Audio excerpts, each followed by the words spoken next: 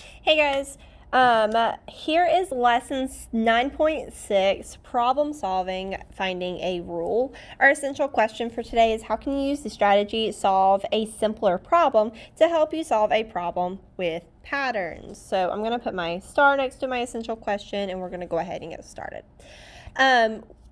The problem we have today is on an archaeological dig. Gabriel separates his dig sites into 3 sections. The areas of 15 square feet each. There are 3 archaeological members digging in each section. What is the area of the dig site if 21 members are digging at one time? So I'm going to go ahead and underline my question. What is the area of the dig site if 21 members are digging at one time?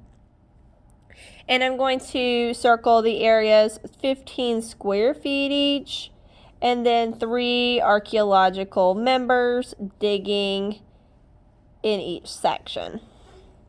All right, so our question is what I need to find and then we're going to say area of Gabriel's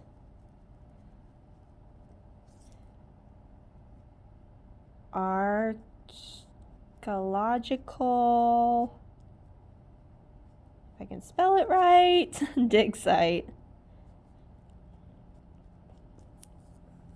And then what information do I need to use? I can use the area of each section, which is, and we know that that's 15 square feet, that there are 3 members in each section, and that there are 21 members digging.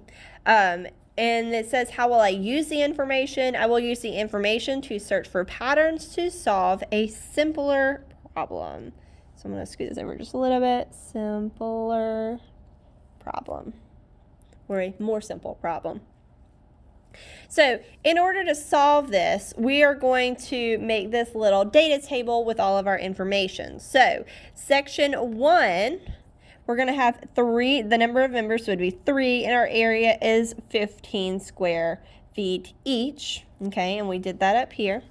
So then when we have 2 sections, we would have 6 members, and their area would be 30 square feet. So we would multiply this, and we would just keep doubling it, kind of like we did yesterday with that one. And then this one, we have 3 sections, so then we would have 9 members, 45 square feet. So we're adding 15 each time with this. We're adding 3 each time with this. And so we're going to keep doing that until we get to our 21 members, because remember, if we go back to the top, if 21 members are digging at once, what's the area of that dig site? So we're going to keep that pattern going until we have 21 members. So then we have 7 times what number is going to give me 21. So we would multiply that by 3. And then 21, if we look right here, what I do is to see the pattern or to see the connection between these 2 numbers, I normally go back a little bit, because these first couple numbers are a really good indicator of where we're going to be. So I see that this is 3 to 15. What am I going to do to get from 3 to 15? I know I'm going to be multiplying by 5. So we would do the same thing right here. 21 times 5 is going to give me what number? So 21 times 5, and then I multiply that. That's 5, that's 10, so it's 105. Okay, so possible rules that we could use is multiply the number of sections. So here's our number of sections by what? We would multiply it by 3 to find the number of members, and then multiply the number of members. So here's my number of members. What did we multiply that by to get the area? We multiplied that by 5 to find the total area. So the area of the dig site, if 25 members are digging, is going to be 105 square feet. It gets a lot easier if you create this graph. Some friends or some people I know, they don't do it with the little data table, and it gets a little bit harder. They can do it in their head, but visually seeing it's going to help you if you do the data table. All right, so we're going to flip to the next page. And this one is another problem. All right, with this problem, it says Casey is making a design with triangles and beads for a costume. In his design, each pattern unit adds 3 triangles and 18 beads. If Casey uses 72 triangles in his design, how many times does he repeat the pattern unit? How many beads does Casey use? Use the graphic organizer below to solve the problem. So we need to find the number of times the pattern is repeated and the number of beads that Casey uses. So we're going to do the number of times the pattern is repeated.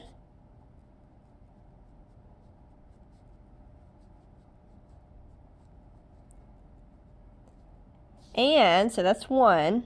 The other one is the number of beads Casey uses. Number of beads Casey uses. Okay, what information do I need to use? We need to use the number of beads and triangles Casey uses in one pattern, and that he has a costume has 72. And then how will I use this information? We're going to search the patterns. We're going to create a data table to make the information a little bit easier to see. So what I'm going to do is I'm going to write the number of pattern units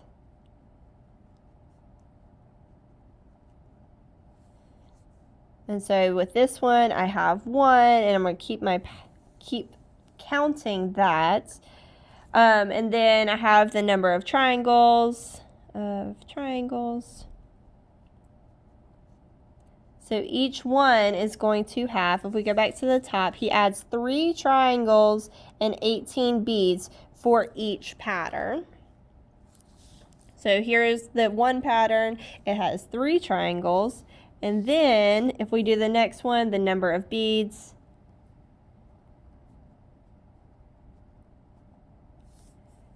would be 18. And so I'm going to keep my pattern going. So if he has 2 patterns, he would have, instead of 3, he would have 6, because you would be adding 3 each time. And then the number of beads, instead of 18, I would have 18 plus 18, which gives me 16, 36. So that gives me 36. And I'm doing it until I have 72 triangles. So eventually we're going to have to get a 72 in here. Now, does it make sense for me to continue this pattern until I get to 72? Probably not. I'm going to do a couple more, maybe one more time, and see as this pattern goes. We're going to do 3. If I do 3 to that, so I have 3, 6, my next number would be 9. And then I have 18, 36. I'm going to add 18 more to this and see what I get. So that is 14. That's a 5. So I have 54 beads so far. And now I'm not going to continue this pattern just because I know the direction that we're taking with this. So now I know that my number of triangles is 72, because if we go back up here, it says if Casey uses 72 triangles in his design, how many times does he repeat the pattern and how many beads does he use? So now we have to figure out what's this number up here, the number of pattern units, the number of times he repeated that pattern, and then this one right here, the number of beads that's going to be in it. So what I'm going to do is I'm going to look, what's the connection between these two? What am I doing to this number, my number of patterns, to get the number of triangles? Well, if I look right here, if I'm getting from 3 to 9, I'm going to multiply, because it's getting bigger, times what? 3. So can I do that for this? No. But I can go from 9 to 3. What am I doing to get from 9 to 3? I am dividing by 3. So now I'm going to do that same pattern right here. 72 divided by 3. And I'm going to come over here to the side because I do not know that off the top of my head. I'm going to put my 3. 3 will go into 7 2 times. 2 times 3 is 6. Subtract. I'm left with 1. Bring down my 2. That will go in at 4 times. So I know that that one is 24. So I know that the number of patterns or times that it's repeated is 24, but now I need to figure out what this number is going to be. So I need to figure out, I'm going to go back to these first couple and see how do I get from the number of triangles to the number of beads. If I look at this first one, I know that what times 3 is going to give me 18. I know that if I multiplied 6 by 3, I'll get 18. Will that pattern work for this one? 6 times 6 is 36. Yes. 9 times 6 is 54. Yes. So now to get from here to here, I'm going to multiply by 6. Okay, hopefully you're with me so far. So now over here to the side, I'm going to do 72, because that's my number of triangles, times 6. And that's 12. 7 times 2 is 42, plus 1 is 73, or sorry, not 72, 42. So plus 1 is 43. So that would give us 432 beads. Okay, so if we're answering the question, Casey repeats the pattern how many times? So that's this number up here, 24 times, and uses how many beads? 432 beads. Okay, nice job. So let's go ahead and go to the next page of this section. The share and show portion of the lesson. It says Max builds rail fences. For one style of fence, each section uses 3 vertical fence posts and 6 horizontal rails. How many posts and rails does he need for a fence that will be 9 sections long? And they are super nice because they've already given us this data table. It says first, think about what the problem is asking you and what you know. As each section of the fence is added, how does the number of posts and the number of rails change? The next thing we do is make a table. Look for a pattern. Use what you know about 1, 2, and 3 sections. Write a rule for the number of posts and rails needed for 9 sections of the fence. So I'm going to go back up here to the top and reread this. It says each section uses 3 vertical fence posts. That's 3, 1, 2, 3. 1, 2, 3. Those are the vertical ones up and down. And 6 horizontal rails. Okay, so our question is how many posts and rails does he need for a fence that will be 9 sections long? All right, so for each section, so I have section number 1. It has 1, 2, 3 vertical rail posts, so 3, and the number of rails, it's 1, 2, 3, 4, 5, 6. So I'm going to keep that pattern going. For 2, I have 6 posts. So I go back over here, 6 posts. And 12 rails. 1, 2, 3, 4, 5, 6, 7, 8, 9, 10, 11, 12. 12 rails. And I keep that pattern going. So if I keep looking, I've got to figure out what is missing for my 9. Now, let me find the pattern. I know if I go from 3 to 9, what am I doing to figure out what goes from 3 to 9? I would multiply by what number? 3. Does it work for my other ones? 1 times 3 is 3. 2 times 3 is 6. Yes, it works. So now we're going from 9 to this number. We're going to multiply by 3. So 9 times 3 is, hopefully you said 27, and that would be correct. Now I have to figure out what goes in this section. So I'm going to look back over here. What am I multiplying by my number of posts to get my number of rails? Because it's getting bigger, that's how I know I'm multiplying. If it was getting smaller, I would probably be dividing. But since it's getting bigger, I know I'm going to multiply.